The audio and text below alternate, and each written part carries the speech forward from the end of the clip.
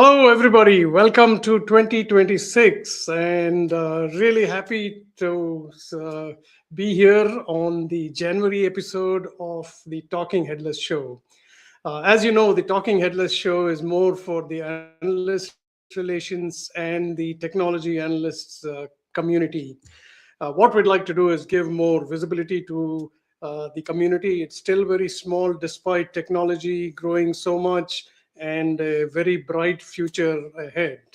So, today's show, I'm really happy to have two wonderful guests. The first guest will be Arthur Bailey. Many of you may know him already. I consider him the OG of analyst relations, but he didn't just be a analyst relations leader. He was more a marketing leader, very well entrenched in enterprise marketing and communications. I met him at the Infotech Live, and just following him, his content, and the talks that he gives. He did one at the recent AR Insights conference.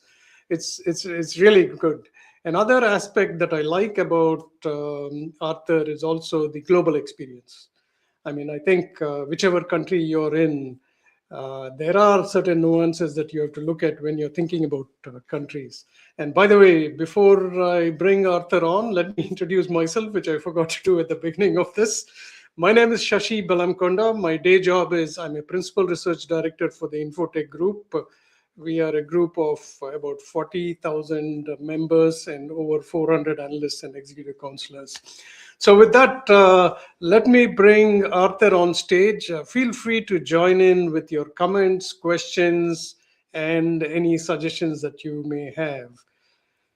Welcome, Arthur. How are you doing today? Hi, Sashi. Great to be here. Thank you very much. Where are you joining us from?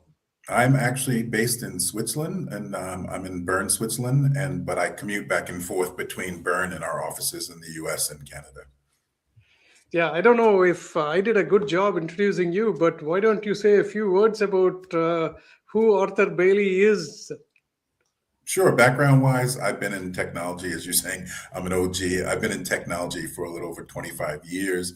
I started off working in doing licensing actually as a marketing lead for Microsoft, and then slid into analyst relations. This is probably the second time that I've had a role that's mixed of analyst relations as opposed to previously I was doing analyst relations, PR, marketing, wearing a lot of hats. I've worked for a lot of large companies, Microsoft, Amazon, Samsung, and now I'm working for a startup called Mimik that is going to be a big company down the road. Yeah, actually, we don't usually talk about companies on this show, but I really wanted to talk about Mimic a little bit because the technology is very different, and your interaction with the analysts as being part of, your portfolio includes analyst relations. How is that different from other companies at Mimic? Well, I think what's really unique and what's different for me in this role, particularly in the analyst relations part, is it's less about chasing, as we say, chasing the dot. It's less about positioning ourselves in reports. It's more about positioning ourselves from how is the world of technology changing, specifically in the AI space. If you can take an example of when people talk about quantum and where quantum is going. Talking about qubits is not of interest to an end customer. Talking about what it can do for me in the end is what they want to hear about. So Mimic is very much about how we can help customers understand what the underlying technology and the architecture can do in terms of multiple platforms. I give example where nowadays most solutions are built client server. And so if you're an app developer, everything you do goes to the cloud. And as a result of that, every time you grow and grow your customers, so does your cloud bill. And there's opportunities to re-architect your infrastructure and re-architect your designs so that some things go to the cloud, but not everything goes to the cloud. And I can actually save money and be more efficient. Yeah, that's very nice. Now, coming back to where you are today, how has your journey been, like from like those days in Microsoft to how did you get into analyst relations the first time? Sure. So the unique thing is my company, I've been with startups for a while, and then only stuck to big names and brands. So it's interesting to make the transition back to a startup and have to explain what the company does. But I was working for a Danish ERP company that actually got acquired by Microsoft back in 2002. And why all my teammates who were in marketing decided, oh, I want to go work for Windows, I want to go work for Office. I decided to take a job in marketing for actually Microsoft licensing, which is, a very odd thing to think about, but I really wanted to know how they made money. And so licensing was how they made money. And having an understanding of that platform and what they were using and the enterprise agreements actually helped me in my career further down when I worked for other companies and we're looking at, guess what? It's about not just about the product we make, but how are we going to sell it? How are we going to go to market? How are we going to help make it easy for customers to acquire it? I think analyst relations, particularly, and people in AR need to think it's not just about getting reports. It's about understanding holistically who your company is and what their objectives are and how you can help them through analysts align those objectives. Everything, it's not just about the product capabilities, but it's about the go-to-market. I like to use the analogy when a customer, everybody likes a Ferrari. They know it's a great car, but not everybody can afford a Ferrari. So it's not about being the best product. Sometimes it's about, hey, we have the best customer service. We're the most responsive. Our price points are good. We have more flexibility to the customer. Customers have a lot of demands and all of them aren't just about product capability. So the point of the analyst relations person is to merge or help synthesize your differences specifically in a particular market or a particular vertical, and then helping the analysts understand those differences, and then therefore the analyst translating those differences to the customer. I have one question which is kind of off topic here a little bit. How technical should analyst relations people be? Any thoughts on that? Or should they just learn? Well, I think it depends on the company. Some analysts and some people, some companies expect the person to know the platform and know the area very, very deeply. Security is a perfect example. I think it depends on what the analyst relations person's job is and who he's reporting to. Analyst relations, unlike other jobs inside of a corporate world, finance is finance. That's it, right? Product development is product development. Analyst relations can sit in many areas. It can sit in marketing. It can sit in PR. It can sit in product development. It can sit in product management. So part of the analyst relations role is where do you sit, and then how what you do translates into the business need. I may not understand all the capabilities of my technology, but I understand how my company needs to go to market. I understand how my company wants to be understood from a narrative perspective. And helping articulate that to the analyst is a critical point. You can bring in executives who have much deeper knowledge and PhDs to talk about the technology. Your role is to help that executive communicate in the manner that the analyst wants to be understood, but also to bridge the relationships. I've had examples of executives that they didn't have a high respect for the analyst. They thought they knew more.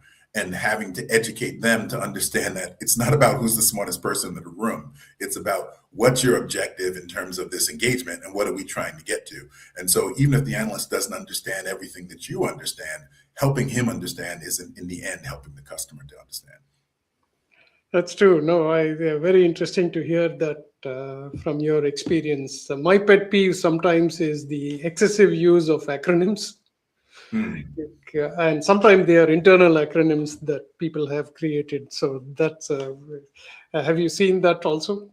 That's always my biggest challenge when I'm reviewing decks and before presentations is we tend to talk our own language. And it may be the language of IT, but it's not the language of business. So it's really a challenge to help executives not be 3 slides in and talking about the technology, as opposed to talking about, hey, this is where we see the industry. This is the opportunity we see. These are the challenges and opportunities. Let's talk about what business problem we solve and then go into the technology. It's probably very challenging for an AR person when they're presenting to an analyst, and depends on where the analyst is from and who the analyst is, to get the executives to not just deep dive into the technologies and all the bells and whistles that it has. That's true. No, I think it's a good point for everybody who's listening. And feel free to put your questions and comments in the box. We can actually show them on stage too. One of the things, Arthur, that I asked Anushka Khanna in the December episode, she moved from the UK to the US. Um, the assumption that analyst relations is the same across the globe is probably not true. I don't have as much experience with analysts in different countries, but you do have analyst relations. How have you perceived, like, what is the relationship in different parts? Maybe talk about APAC versus Europe versus the Americas, maybe. So, So depending on the market that the firm is selling into, analyst relations basically, and the AR manager has to be a bit of a diplomat because there are cultural differences in how you engage, both engaging with your internal executives in the company, but also engaging with analysts from certain places. When I worked for companies that were based in the Asian market, the biggest challenge for me was all they wanted from analysts was the data. You know, what's the market growth? You know, what are the opportunities? Obviously, they also wanted market intelligence that the analysts couldn't share, and that was always a challenge helping the executives understand they're not going to tell you your competitors' secrets. But then I had one unique opportunity where we were very much relying on the analysts for the data and never looked to the talking to the analysts about go to market and how we go to market. And we had a very unique incident that resulted in us having to actually engage with analysts. And when we came back to market, we actually used the analysts to come back to market because we had talked to them, you know, under NDA for a long time about our new story. And we went to market with that narrative with the analysts first before we went to the media to help sort of drive that direction. And that was very helpful. In the European market, I find working with analysts, it's quite much about the frameworks of how what you're doing in your technology applies to the regulations. So analysts get very, very upset when you start talking about, oh, we can do this and we can do that. And then they bring up, well, what about GDPR? Or what about the European AI Act? And, you know, there's a blank face on the executive's face because they don't tend to think that way. And so part of that challenge is making sure when you're giving a message in a particular market that you're catering that message to how the people in that market look first, or what the things the things they look at first. Analysts in the US, very much about traction. You know, I've worked with some of the larger firms, and the feedback has always been, well, we won't even talk to you unless you're doing $1 billion. Well, you know, $1 billion is a lot of revenue, but it's not the end all and be all. When you think about, you've got to get to $1 billion at a certain stage. You have to start somewhere. I look at companies like Intuit and how they went to market. They didn't go to market selling through campaigns. They actually sold through accounting firms, and those sold through accountants, and sort of had a reference system. And those references actually led up to analysts saying, well, guess what? We're hearing a lot about you. And they, you know, they grew from there and became a bigger opportunity and a bigger company. So I think it's just, as you plan your go to market and as you work with your marketing team and your sales team, how you're going to use analyst relations in your program is very much tied to the countries that you're engaging with, and the plan needs to align to those countries and their cultural values. very useful. I'm sure we're already seeing a lot of cross-border conversations between the US, Europe. A lot of, I mean, in my day job, I actually see a lot of companies who are in Europe or Asia who want to come to the US. So I think what you said is going to be very useful for analyst relations team that are considering that. Very recently, we had a briefing from a company that is so large but virtually unknown in the North American market. So that's very useful. Thinking about your time and thinking about today, if somebody wanted to get into analyst relations, what's your advice to them today? I think analyst relations is a very unique sort of area to be in from a career perspective, because there's no direct path. There's no, oh, go get a degree here or get a certification there. There are certification programs, and quite a few AR Insights and other firms, Knowledge Capital, other firms all have those training courses. But that doesn't mean, hey, you can do the job. It's sort of like going to a training course to be a football player, and then actually being in a game and taking your first hit and saying, whoa, this is not what I expected it to be. I say, if you're going to start off, if you're not just applying for an analyst relations job, but you're interested in the field, probably the easiest thing is how you can, depending on your role, how you can align what you're doing to what the AR team is doing. If you're a marketing person, okay, how can can I work with AR to vet my campaigns? You know, a lot of people tend to go to market without ever vetting their campaigns. Like, well, we think we know, we've done some insight reporting and, you know, we've done some studies with customers, but we haven't actually talked to analysts who actually understand how customers buy, and maybe our go-to-market strategy and how how we're selling is not going to work for this market. So marketing, that's one way. I think if you're in sales, you should be engaging with analyst relations, and particularly in terms of how can you help me close deals? And do you have research? My last job when I was working at AWS, we had a total dedicated program for influencers, and by influencers in terms of influencing sales. So we were literally tracking the numbers of how many deals we had engaged with and whether or not those deals closed, and whether or not those deals closed faster, or, you know, those deals close in a better position as a result of either bringing in content, bringing in analyst insights. Just there's many different ways, I think, of coming into analyst relations. I think the probably the biggest challenge for most people is it is about relations. And so being able to be social, I mean, you can be very practical, you can be very down to earth and to the point and great at program management, but if you can't engage with people, it's a very hard career to be in, because it is very much about engagement, and it's very much about how you communicate with people. I've had analysts that I've worked with for years that didn't necessarily have nice things to say about me, and when I say me, but personally my company, and they weren't thankful of that, what that company was doing. And then my career changed. I'm now with somebody else, but because we had a good relationship, they were much more open to talking to me and to listening to what my company had to say, as opposed to not having a relationship, not just, you know, always just preaching to them and not listening to them. Well, I think you brought up a very important thing about it's a people business, and building relationship irrespective of what opinions they have about the product or the company. Like even in this short time, I mean, I've been in this arena for 3 years, and people keep calling me out and saying, you can't say you're new or it's short. 3 years is a long time. But I've found people like immensely welcoming, as far as, you know, like, you exchange thoughts about, we went on a road trip with my son, and so many of the analysts who I knew actually gave me tips on where to stop and what to see during this cross-country trip. So I think there is a lot of personal relationship. I also find like sometimes you just have to talk to people without an agenda, just to, you know, keep that relationship going. That's really good. One thing, when you brought up the sales aspect of it, I'm finding a lot of analyst relations professionals find it very difficult to bring in sales into the conversation, because sometimes it's entirely either product or marketing, and sales doesn't know, like, hey, how can this analyst relationships help me?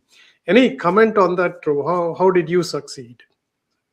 So it's and this is where the internal relationship starts. It's about making actually pitches to the sales team. I mean, and you may start with a particular sales leader, or you may actually start with a salesperson. It's like I can help you do these things. You have to put a stake in the ground. You have to say, no, working with me is going to enable you to do this. We did monthly webinars with both the sales team, but also with sales leaders, in terms of, hey, you know, here's the latest insights from these analysts about this particular topic.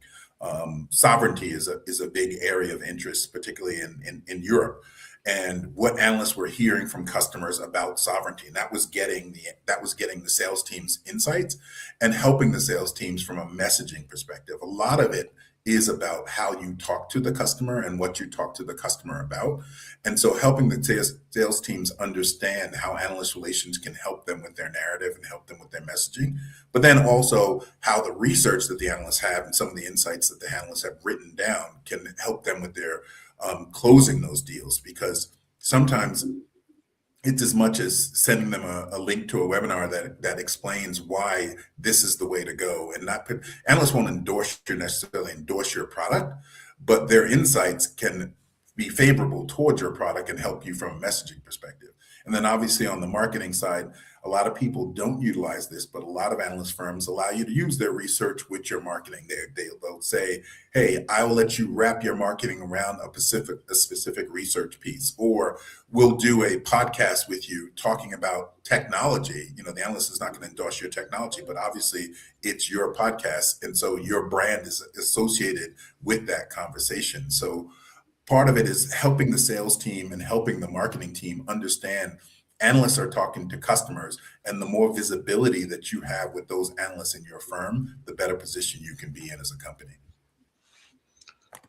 Excellent points. I'm sure it's almost like a one-on-one on analyst relations plus some kind of validation for some of our more experienced professionals. Another question that keeps coming up is many of the analyst relations professionals, sometimes they have large teams, sometimes they go in, particularly in startups, as a single person managing analyst relations. At this stage, I think prioritization is very tough. And sometimes you can't bring the same analysts over who you had a good relationship. You have to keep building it. Anything from your own experience where you've said, like, is it time management? Is it relationship management? What works when you move from a larger team, managing a larger team, to being an individual contributor in a way? Sure. So, like you say, I'm an OG in this space. I've been on analyst relations teams that are as large as 100, which is probably the largest in the industry, to, I'm the only person, a single person. I think the first start is, what do we want from the firms we engage with? And some people, they sort of shotgun their approach to analyst relations. I have to talk to everybody, and talking to everybody is not necessarily advantageous for you if you're a single shop versus talking to the ones who have the most influence on the accounts that you're actually going after. So I think, for example, I can be talking to an analyst in the Asian market, but if I don't sell in the Asian market, his endorsement doesn't do anything for me because I don't have clients there. And so you have to really think about, okay, the analysts that I engage with, what influence are they having on the clients that I'm actually engaging with? And why some have great influence across the board, you can't talk to everybody. So it's better to focus your resources on the ones that can actually help you measure how you move the needle for your company. And then obviously, if you're successful with those, you can get more resources, you can get more funding, and you can expand your program. Very nice. What have you noticed in terms of, like, now everybody wants information on demand versus a very thoughtful one? I know for sure I've been doing a little bit of research on AI-powered search, and analyst content actually comes up very high because number one, credibility, number one, it's like well thought out. How are you managing this flow of information where everybody wants it very quickly? Any thoughts on, even people using AI? Yeah, I think the one thing that has to get better, and this is more in the analyst firms models in terms of how they go to market, is how people consume data. I know Infotech has moved quite quickly in terms of creating chatbots for their customers inside to find data quickly. I think what my personal opinion is, people don't mind paying for information, but they don't want to read 20-page reports. They want to be able to say, hey, I will pay you $500 or for 500 inquiries across my organization, and let me ask the question and query your database on the question I want to know. Like, what is the market size for this? When I use some LMM models, I particularly am preferable for Perplexity because it gives you additional prompts in terms of what you should be thinking about. I think as analyst research is still quite critical, but it's how it's formatted for the customer and how easy it's for the customer to consume is where AI is going to make the change. And some firms are moving in that direction more quickly than others. The other part of this is, yes, customers, whether you like them or not, will drop your research into an LMM. You have to make sure that if that's happening in your case, how do you sort of indemnify your research in terms of what do I have on the inside that is still not in that report? And what that is the insights of the analyst. It's the positioning of Well, the report doesn't say which markets are adopting this product faster and more quickly. So it's a blending of using AI as it is as a platform, but also for the analyst firms using AI to better serve the customer and make it easier for them to consume all the information that they provide. Everybody doesn't still go to the library, but libraries are still relevant because guess what? They still have the information. The AI agent may scrape the library and give you an answer, but the library still has to be there for it to scrape. So I think it's critical to understand that analyst research is not going away, and it's very important. It's just about how easy it is to consume going forward. This was great, Arthur. I'm sure the audience were found it very insightful. I did definitely. And by the way, I'm also a big fan of libraries, even though I don't go to it as much. But if there is a bucket list, it is like spending time reading books in the library at some point. Please stay, and I'll bring you on and John Arnold towards the end of the show. Sure. I think today we have a very shy audience because I haven't seen any questions or comments. But feel free to comment if it is there. So we'll see you in a bit, Arthur. Thank you.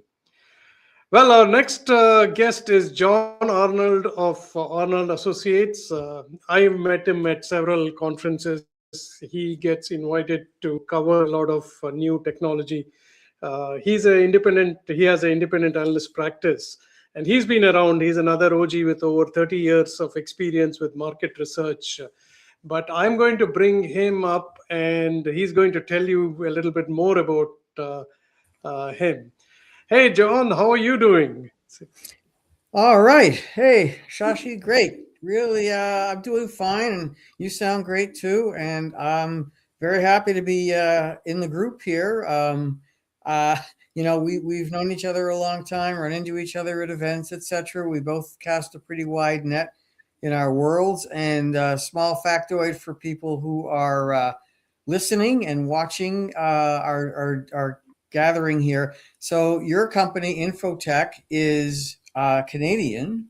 I'm based in Toronto, and their head offices are here in Toronto, actually. They purchased a very famous concert venue years ago, and I've always been jealous of them for having that because it was a great venue for music. But anyway, so we have a little common ground here.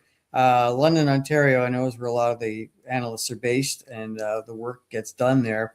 But when I was starting out in the analyst world, and we'll get to this stuff and bring Arthur in soon too, I started my kind of career in this space with Frost & Sullivan.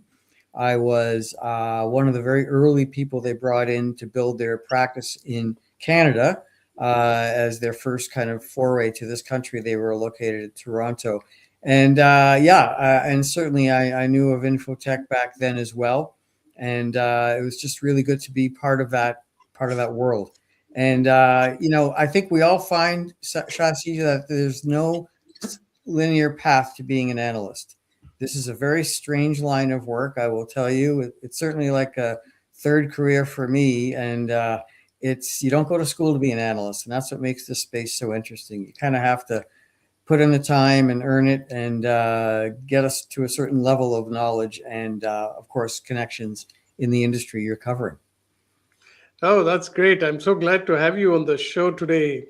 And for the audience, feel free to post your questions. Usually the audience is not shy, but today there seems to be a little hesitancy unless you all feel like Arthur and John are answering everything, so there are no more questions to ask. John, you're joining us from Canada. How's the weather today? Do you really have to ask? It's it's January. We're up to our waists in snow. Yeah, it's heavy winter time for sure. And like you, I travel a lot, and my run of travel starts up again in about 2 weeks. And the most anxious part of travel coming from here is going to places that are warmer, which is what you want to do. But you're always dreading the flight delays and cancellations when storms hit. And there's always anxiety traveling around February and March. It's, peak winter time here. But it will pass, and I'll be back on the road quite soon. And I think I'll be running into you probably at Enterprise Connect in March. That's my guess. Probably the next one that you're going. Uh, so tell us a little bit about Arnold Associates, your journey to being an analyst, and what are you covering now? What kind of companies? And then we'll talk a little bit more about your experience and advice. Sure. So, yeah, I really enjoyed hearing Arthur's backstory and what Mimic is up to and his role. Very familiar. Everything he was saying, I could, echo a lot of that as well. So, as I mentioned, this is not an area of you just kind of aspire to when you're younger. Say, I want to be a technology analyst. It just doesn't work that way. I was certainly not thinking about this as a career. I had my own boutique market research practice for about 15 years, strictly on B2B areas. So I've researched and done work in just about every industry imaginable, and that provides that kind of like, it's like having a liberal arts degree out of university. You've got that broad base of understanding about a lot of important things, and that translated really well into being an analyst, especially for Frost and Sullivan, because they're different from most analyst firms in that they're not just tech. They are across all verticals: automotive, pharma, you name it. They cover all kinds of industries. Many of them are more mature than tech. So it was interesting when tech has a bad run, they don't do well in a tech practice, but the more mature, stable industries like manufacturing stay well. So it's actually, strategy wise, it's a good diversification plan to not put all your eggs in one basket in the analyst world. But I got thrown into the world of VoIP around Yeah. 2000. And I was early enough in the evolution of that technology that I didn't know anything. I really started from almost zero knowledge. But within a year and a half, 2 years, I became, as far as I could tell, the leading VoIP analyst in the whole industry. And I just happened to be right place, right time, making the right connections with the people who are really shaping that technology, especially in the US. And I was really had a front row seat to the most connected people. And so it was a great place for me to get that knowledge for that industry and built on it. And back then, Shashi, you could focus as an analyst just in one thing, like VoIP, and you could be pretty happy doing that. And so I did my share of quarterly reports, doing infrastructure, media gateways, media servers, session border controllers. That was kind of my world, tracking that data from all the vendors and building up market reports and shares and growth figures, all that kind of thing. And anyways, that was really good. But now, like, you have to know like 20 different technologies. And so concentric circles, the longer you stay in the business, keep adding to the conversation. So VoIP became unified communications, and then cloud came along, and then unified communications became UCaaS, and then all the other cloud platforms, CCaaS for contact center and CPaaS for the API business. All of a sudden, you're layering all of these technologies that are all related. And so your head can only absorb so much, but you learn by osmosis. And then, of course, AI is just a whole other quantum level beyond everything here that you got to know about. So you have to build some fences around it, Like I know those spaces really, really well. I can't tell you a whole lot about, 6G. I can't tell you a lot about networking technologies or security architectures. I understand them at a high level, but you got to pick your spots. And also, the most important part of this conversation, I think, for us, Shashi, is that I'm an independent, and we are a very small tribe in the analyst world. So there were two branches to the tree that I think of. That's the firms, the Gartners and Forresters and Frosts and IDCs. I know that world really well. And then there are the independents, and we're this like little side branch or a twig of that world. But we're really a valuable commodity because we are truly, we don't publish reports. We don't track the numbers. I don't follow that stuff. But we work from very close relationships with vendors who get to trust us and know us. And we can work a lot more creatively, a lot more, with a lot more agility than the big firms. So we don't require a 6-figure admission price to talk to us. So we're a lot more accessible and being independent, but I can only scale so much as a one-man show. So there's a trade-off. And we're so esoteric that I am the only independent tech analyst in all of Canada in our space. There's nobody here who does what I do, but pretty much all of my work is in the US and EU. I'm American, so it's easy for me to work there. So, but in the US, yes, I can count on maybe two hands how many independent analysts there are. And I will tell you, because we've all been in this game a long time, you know, for all three of us on this call today, that we're aging out, frankly, as a group, because it takes a long time to become a credible analyst, at least 15, 20 years. You can't just do this when you're 20 years old. And once we age out, we're not seeing people coming up behind us as independents. And I put that out to the vendors that I do work for, because when we exit, they won't have much choice but to work with the big analyst firms. And that's going to be a loss. You talk about libraries earlier, the conversation. Well, if they go away, then what replaces that? So we're kind of a little bit of this artifact of analog times where we bring a lot of value and still do, but our numbers are not growing. So we are becoming a bit of an endangered species, I would say. Very interesting. It's going to lead to me to ask you a subsequent question, but your wife comment, actually, now I realize we have a common friend, Jeff Pulver. Now I know why, right? Thank you. That is, I've yeah. known him for at least 2 decades, I think. Mm-hmm.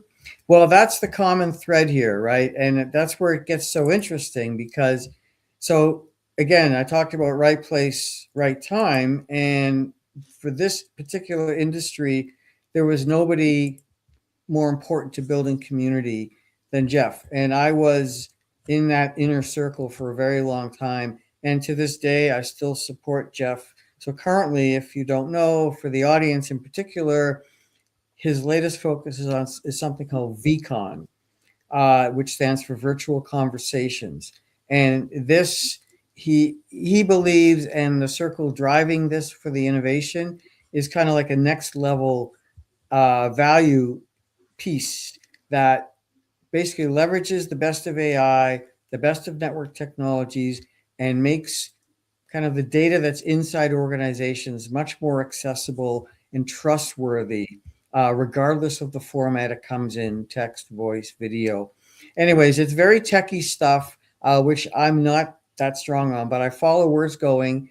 And I was at his recent conference in Washington, D.C., which was a room full of regulatory lawyers and AI lawyers, and hearing about where this is going from their perspective was very fascinating, and a perspective no other analyst is going to get unless you're there in the room. So I still really look to Jeff for where a lot of the innovation is heading, and he's usually right. So we have common ground there for sure, and I continue to follow what he's doing pretty closely. Yeah, I should catch up with him. And if you're ever in DC next time, let's have a cup of coffee. Yes. But the question that I wanted to ask you was, you made a very good point about, like, hey, who's going to take over?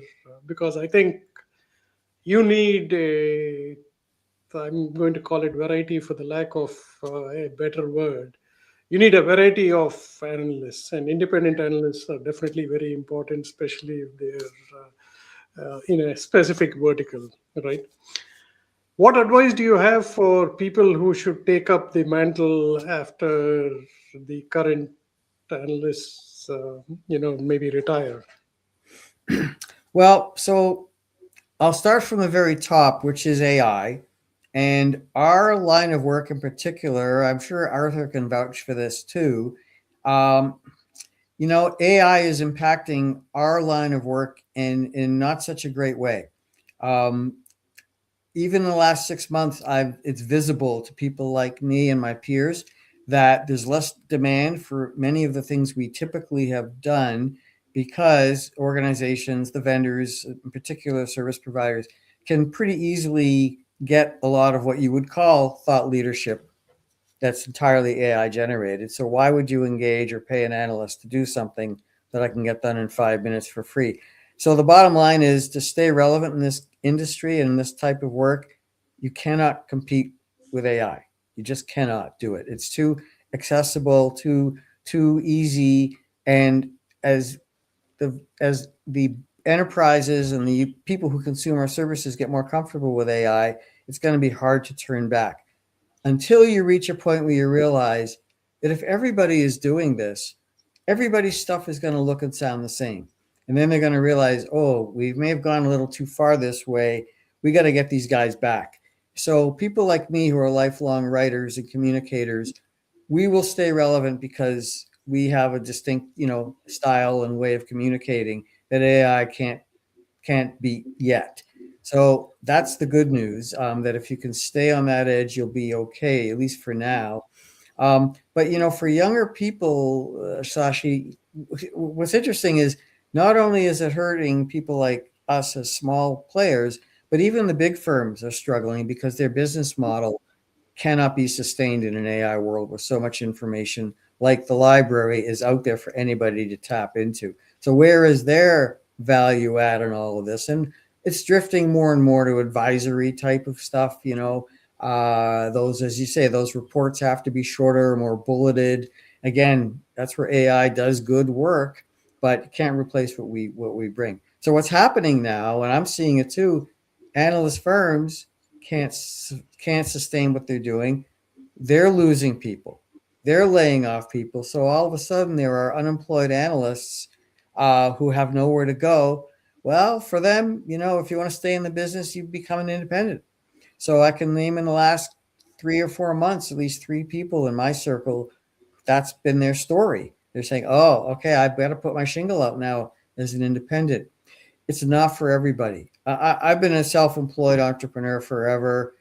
So this is my lifestyle. I can do it. But if you're a stay-at-home, desk-bound analyst who's done nothing but write reports for 15 years, you're going to have a hard time making that gap because you got to sell and fulfill at the same time and keep your relationships current. That's a lot to do. And if you're only used to executing and fulfilling subscriptions, not selling, not building the sales relationships, that's going to be a hard bridge to make. So it's not for everybody. So, and again, it takes time. You can't just be 2 years into the business and all of a sudden be an independent because you don't have the pedigree yet that's credible enough for people to hire you to do paid work. That's true. No, thank you for sharing that. One question that I asked Arthur that I'd like to ask you, since you said you also cover Europe, is, and maybe it also leads into another question that I've been meaning to ask, is what are some best practices for analyst relations in building relationship? Is it the same in the US versus Europe, or should it be different? Well, it's good question, because I have noticed differences in the EU-based vendors that I have worked with and go to their events, right? As an analyst, their approach, it's a little less, I hate to say transactional, but I find that their approach is a little more kind of, less about AI based activities. It's more human based. I find it's more a little more relaxed, and a little more about the personal relationships that I find, because they also find too that they don't necessarily they may not have enough feet on the ground to know the day-to-day pulse of what's going on in the US, whereas which they look to as kind of like leading the market. Whereas people like me do, because we go to the Zoom, Ring Central, Cisco, we go to those events all the time. So we're kind of a bit of a window for them on that. So it's a bit of a kind of a gut test for them to say if we're really on the mark or not. Arthur mentioned earlier, in the EU, like, the Digital AI Act, for example, they're a little more traditional in the way they approach these things. They're walking more than running to AI.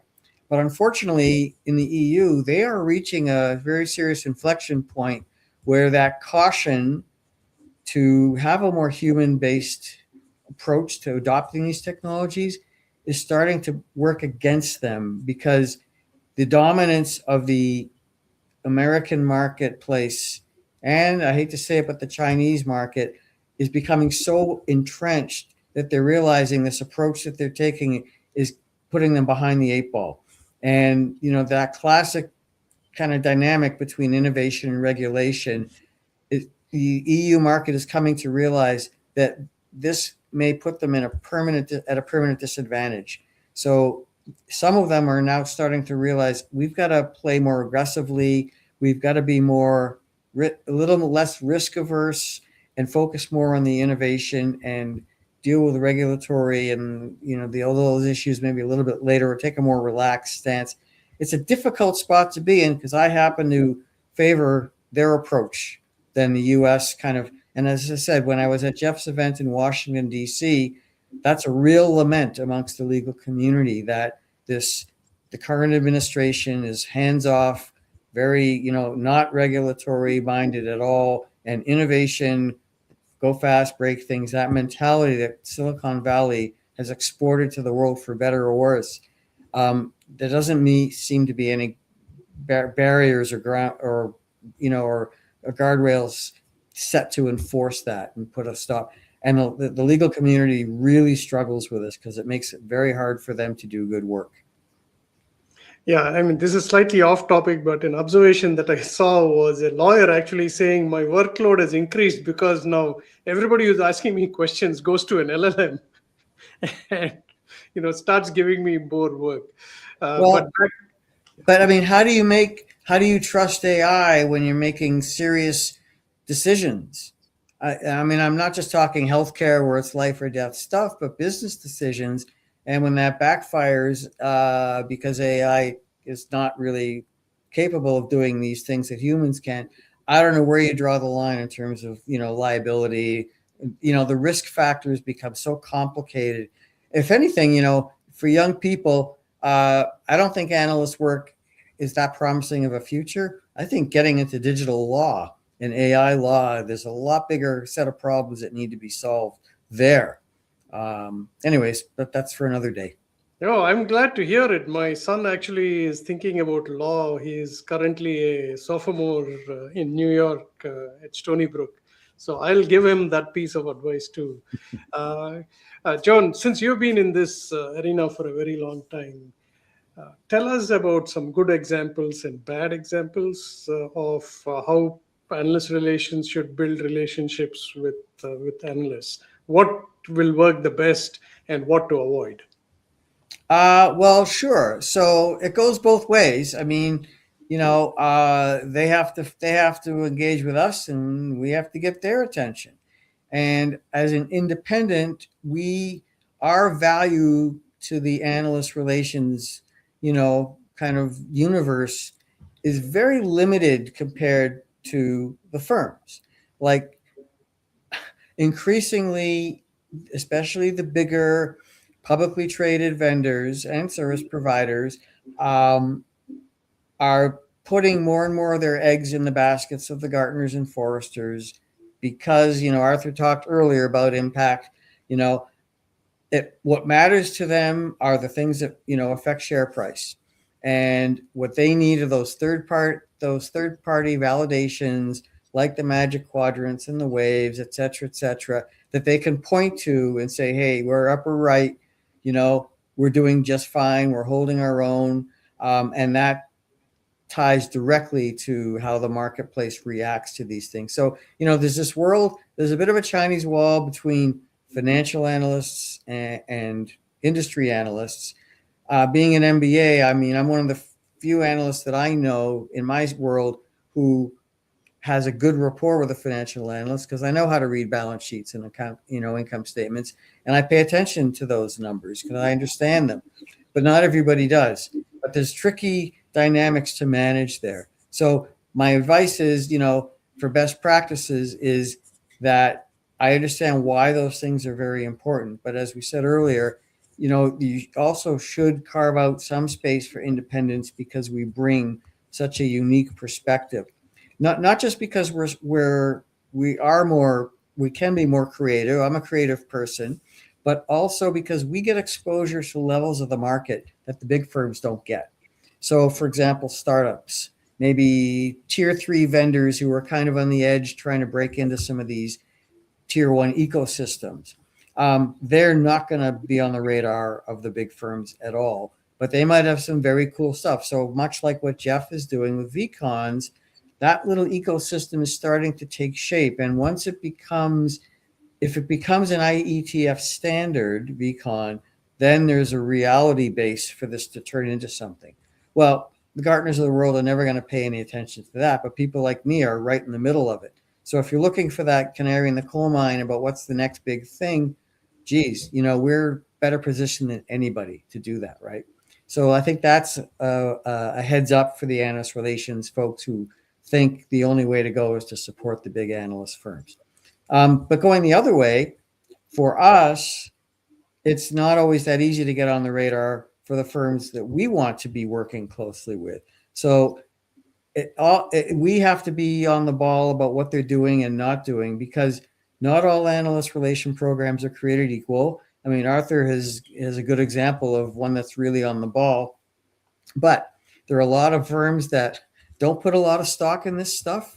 Maybe tier 2 firms that are kind of like just breaking out. They don't have AR programs yet, so they're looking. So what happens is when the big vendors, when they have their downsizing, sometimes a lot of AR folks get left out, and those people are starting to look for work. So they tend to gravitate to the vendors who are maybe just creating their analyst relation programs.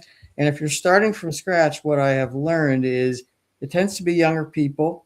It tends to be people who are very digitally minded. So their view of what an analyst does isn't necessarily the same as people from our age bracket who have been doing this work for decades in the vendor community, that they know what analysts do. And why I'm saying that is there's becoming a very gray line now. Arthur touched on this earlier, between analysts and influencers. And again, in the digital age, social media, those metrics I don't see why, but they have a lot of value or perceived value. Again, what drives business? What drives sales, deals, customer acquisition? So again, digitally minded vendors who put a lot of stock in these things, it's important for them to be, visible, being in the conversations where there's engagement. So that means you've got to work with people who have big followings on social media. I have a pretty good following on LinkedIn, but by choice, I do not use Twitter. I am not a TikTok person. I'm not an Instagram person, but younger analysts are, right? So, or influencers who tend to be well under 40. So they're getting a lot of traction. So dollars that might normally be going to us as analysts are flowing to influencers who are not industry experts, but they are very good at what they do. So what I tell analyst relations people, make sure you know the difference. So the way I characterize it is all analysts are influencers by nature, but not all influencers are analysts, right? They're very good at amplifying other people's stuff, but if thought leadership is what you're really after, like again, where's the library? Who has the knowledge? It's the analysts. The influencers are not the ones who create that content. We do. So there's a dynamic there that I say best practices for AR programs, make sure you know the difference and support them both. Fantastic. No, that's really good. John, I'm going to jump to the next segment, but I'm going to bring you and Arthur back for some closing remarks and other advice.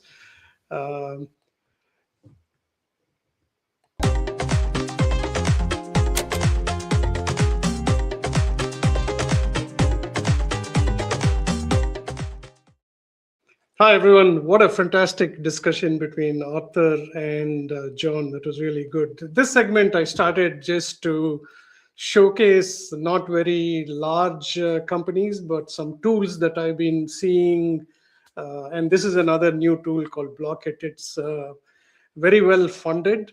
Now, one of the things that it does is also, when you send a Calendly invite, it's always one-sided, meaning you still have to click through and, kind of manage the calendars.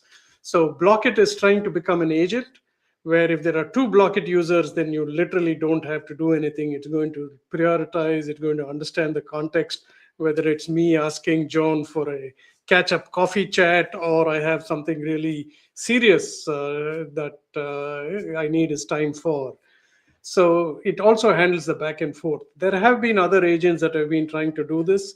I haven't tried this yet because I think if you're in a corporate environment, it'll probably go through a few cycles, so not so early. But it connects to both Google and to Microsoft. Now, one of the things I wanted to see is last month, I had actually talked about Google's new, I think it's called Emma, but it's CC. I've been testing that quite a lot. So if you're thinking about your email, one of the things that it does is it actually keeps giving you some briefing every morning on what is happening in your email. The second tip I want to give you is like with Gemini in Gmail, you can now ask for like, hey, go through all my newsletters and tell me what are the top stories that I should pay attention to. Marketers need to pay attention to that simply because it means that it's no longer open rates. It's going to be AI, whatever new metric that we think of. So thanks everyone. Now I'm going to bring back John and Arthur up on the screen, and we'll have some closing remarks. Have you both met each other? We have not. So pleasure to meet you virtually, John. Yeah, the same here, Arthur. So you're in Switzerland, huh? I am. So I got a little snow today myself. Wow. Okay. That's Great. true. So, I mean, I think both of you like complimented each other in the content that you shared with the audience. But I'm curious to know, like, are there any like closing remarks that you'd like to tell the community on both the analyst and the analyst relations side? I did catch. I mean, I think it's a very important problem, John, that we should have a steady stream of people coming into this career, and I guess it should also be on the analyst relations side. But go ahead, maybe Arthur, you want to comment on that, on what Sure. John said? So the thing I commented on is John's comment about influencers versus analysts. I think, there is the confusion, particularly with the newer AR people, in terms of who I should engage with. I look at influencers in terms of I need my brand recognition. You've never heard of me, and this person has 10 million followers. Yes, I want them to mention my brand. Versus I need a go-to-market strategy. I need a pricing strategy. I need to understand my messaging, where I need somebody who actually has been in this space for a while. So I think that's very, very critical for analyst relations people to understand the difference. And as John said, you're going to have to spend money with both. Yeah. Hope so. Hope so. Yeah. That's the idea. I just to build on that, Arthur, like I've been looking at your company, which I don't know, Mimik. Hope I'm saying it right. Mm-hmm. So yours this is a good example of a company that is very, very technical and focused on very technical problems. As you had said earlier, Arthur, stuff that isn't that easy to understand. And I have found it very difficult to work with companies who are very technical minded. Basically, companies that are founded and built by engineers, they build great technologies, but they tend to be terrible at marketing and outbound communication. Having conversations with non-engineers is not their forte. And that in those kind of companies, if they buy into the AR concept, then they've got to give you the keys to the car, because they are not the ones who can lead that engagement. But you can build that bridge, right, to solve technical problems, but in language that business, decision makers, influencers, et cetera, understand and can relate to. That's the magic, right? And so to me, a really good AR program knows how to build that and kind of keep both sides happy. As you said earlier, we don't have to be technical experts, but we do have to understand it well enough that we can explain it in language that business guys understand. I cannot teach an engineer anything other than how to be a good marketer. But what we really have to get to are the buyers, and how do we make it relatable?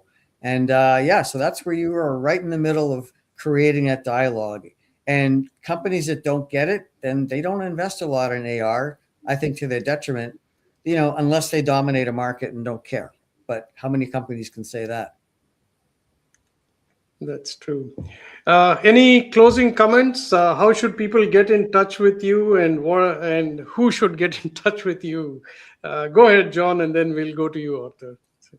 Oh well, mine's an easy one. So like you Shashi, I mean, I'm all about the vendors and the service providers in the cloud comm space. As I mentioned earlier, UCAS, CCAS, all of them are doing AI. So yes, you see me here on LinkedIn. That's an easy one. I have my website is where I kind of do my selling and LinkedIn is where I do most of my telling. And I have a monthly newsletter and a podcast. So I'm very easy to find just getting on LinkedIn or to my site. And I'm happy to talk to anybody anytime. Oh, always. Very good. Thank you, John. Arthur?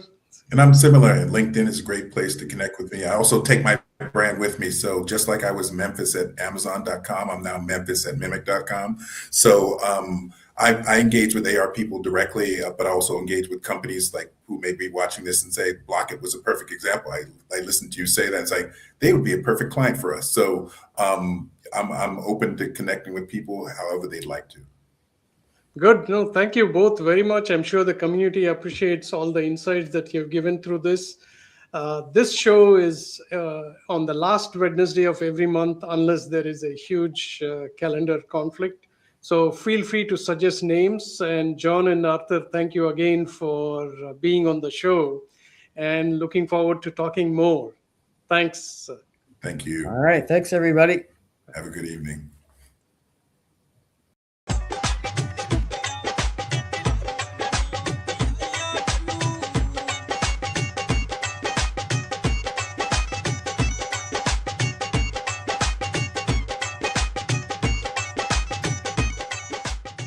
This has been a Players Productions Network digital broadcast.